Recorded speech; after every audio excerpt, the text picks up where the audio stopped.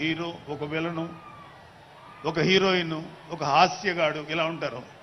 So మనం YCP హాస్యగాళ్ళ గురించి చెప్పుకోకుండా ఈ స్పీచ్ని ఎండ్ చేయలేం. ఎందుకంటే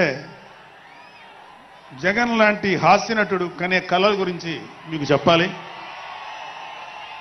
ఆయన ఎలక్షన్స్ అయిపోక ముందు నిద్రలోకి వెళ్ళారు. ఇప్పటికి నిద్ర లేవాలి. అప్పుడప్పుడు నిద్రలో లేచి కలవరిస్తుంటారు. మొన్న కూడా ఒక మాట చూశారు.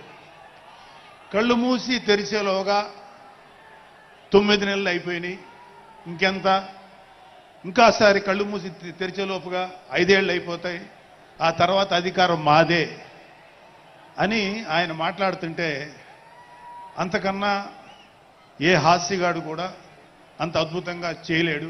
అంత అద్భుతంగా హాస్యం చూపిస్తున్నారు ఆయన.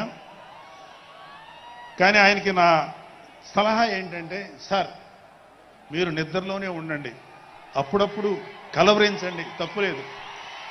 ఇంకొక 20-30 ఏళ్ల తర్వాత మీరు కల్లో నుంచి బయటికి రండి, అప్పుడు దాకా మిమ్మల్ని ఎవరూ డిస్టర్బ్ చేయరు. ఇది నాకు మనస్ఫూర్తిగా నేను మీకు ఇచ్చే సలహా.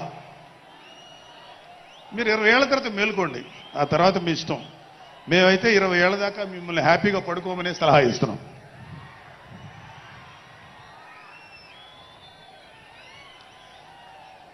సో ఆంధ్రప్రదేశ్లో పవన్ కళ్యాణ్ గారి యొక్క చొరవతోటి ఏర్పాటైనటువంటి ఈ కూటమి ప్రభుత్వం ఎన్ని చోట్ల ఎంత పెద్ద సక్సెస్ అయిందో, ఎంత 164 సీట్లు సాధించే దిశగా ఆయన ఎంత కష్టపడ్డారో మనందరికీ తెలుసు.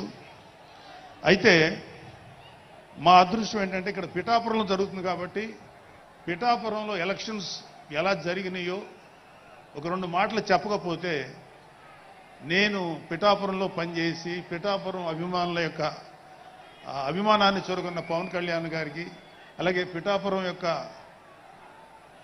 జనసైనికులకి, పౌరులకి నేను కృతజ్ఞత చూపించినట్టు అవుతుంది. సో వాళ్ళ కోసం ఈ 2 మాటలు మాట్లాడుతున్నాం. సో పవన్ కళ్యాణ్ గారు పిఠాపురంలో మమ్మల్ని పనిచేయమన్నారు.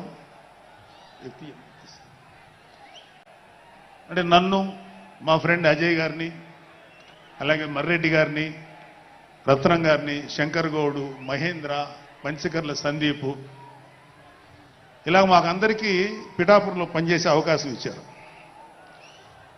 మేము పని మొదలెట్టిన తర్వాత మాకు అర్థమైంది ఏంటంటే,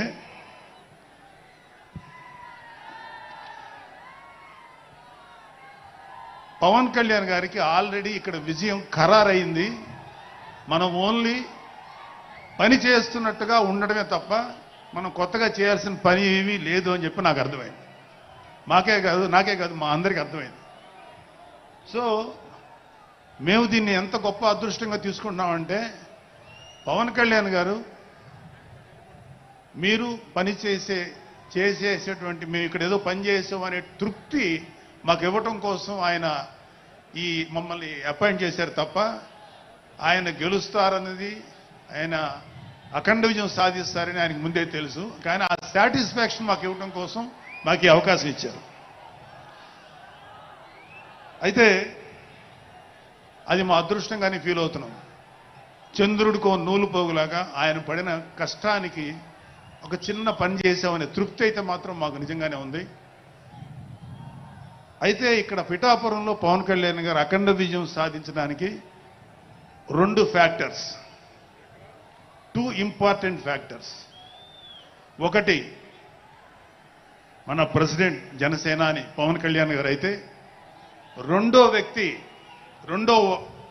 ఫ్యాక్టర్, నాటి వ్యక్తి ఫ్యాక్టర్, పిఠాపురం జనసైనికులు, పిఠాపురం పౌరులు, పిఠాపురం ఓటర్స్. వీళ్ళిద్దరూ లేకపోతే మేము ఏమి చేసినా ఏం ఉపయోగం లేదు.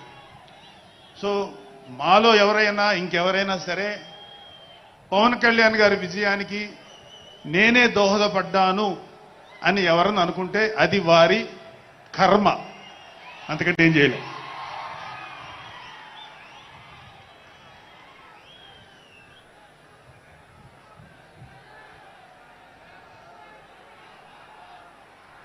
సో ఇక్కడ మన ప్రెసిడెంట్ పవన్ కళ్యాణ్ గారికి ఆయన గురించి చెప్పడానికి ఒక ఇంపార్టెంట్ విషయం చెప్పాలి. అది ఏంటంటే మొన్న ఈ మధ్యన మా అమ్మగారితో మాట్లాడుతున్నప్పుడు మా కళ్యాణ్ బాబు గురించి ఒక మాట వచ్చింది. యాక్చువల్గా ఇక్కడ నేను ఒక అన్నగా మాట్లాడకూడదు, కానీ నేను ఒక పార్టీ జనరల్ సెక్రటరీగా మాట్లాడాల్సి వచ్చినా కూడా ఒక అన్నగా ఈ ఒక్క విషయం నేను చొరవ తీసుకుని మాట్లాడాలి. సో మా అమ్మని అడిగాను, అంటే ఆవిడ నాతో చాలా ఫ్రెండ్లీగా ఉంటుంది. ఆవిడ అడిగా, ఏదో మాటల్లో వచ్చింది, అమ్మ మమ్మల్ని అంటే ఏ తల్లి అయినా ఒక ఆడతల్లి ఒక స్త్రీమూర్తి బిడ్డను కనేటప్పుడు చాలా నొప్పులు పడుతుంది, అదొక పునర్జన్మ అంటారు.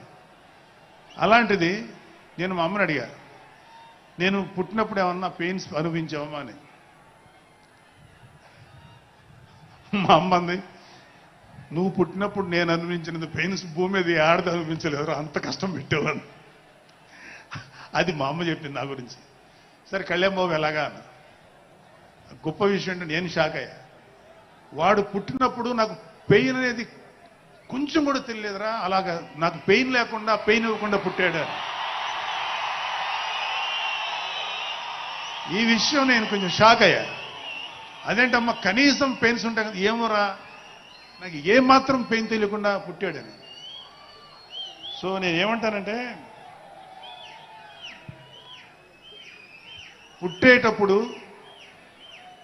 కన్న తల్లికి కూడా ఏమాత్రం నొప్పి బాధ ఇవ్వకుండా పుట్టిన పవన్ కళ్యాణ్ లాంటోడు, అలాంటి నాయకుడు ఈ కూటమి భాగస్వామ్యంలో ఉప ముఖ్యమంత్రిగా ఉన్న నాయకుడు ప్రజలకి ఎందుకు బాధలు రానిస్తాడు? వాళ్ళకి ఏ బాధలు కష్టాలు రాకుండా గుండెల్లో పెట్టుకొని చూసుకుంటాడు. అది మనం కళ్ళారా ఈరోజు చూస్తున్నాం.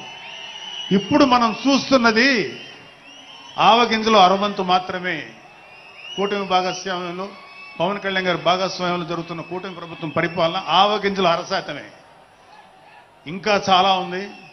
ఇప్పుడు చూస్తుంది just tip of the iceberg. అద్భుతమైన పరిపాలన మనకు రాబోతుంది.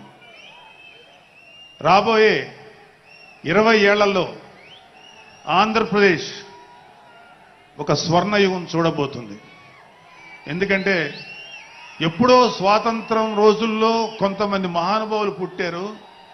అలాంటి వ్యక్తి ఈ రోజు పుట్టడం, ఈ రోజు మన ముందు ఉండటం మన అదృష్టం.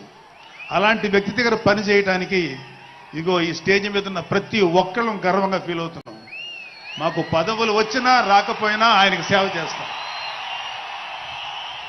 నేనేమంటానంటే, మీరందరూ తెలుసుకోవాల్సింది, మీరు పవన్ కళ్యాణ్ అంత గొప్పవాడు కండి, తప్పులేదు. రాకపోతే అంతగా అవ్వలేకపోతే ఒక గొప్పవాడికి అనుచరుడిగా మారండి, ఏదైనా మంచిదే. నేను ఆ పని చేశాను. రెండో పని, పవన్ కళ్యాణ్ గారు అంత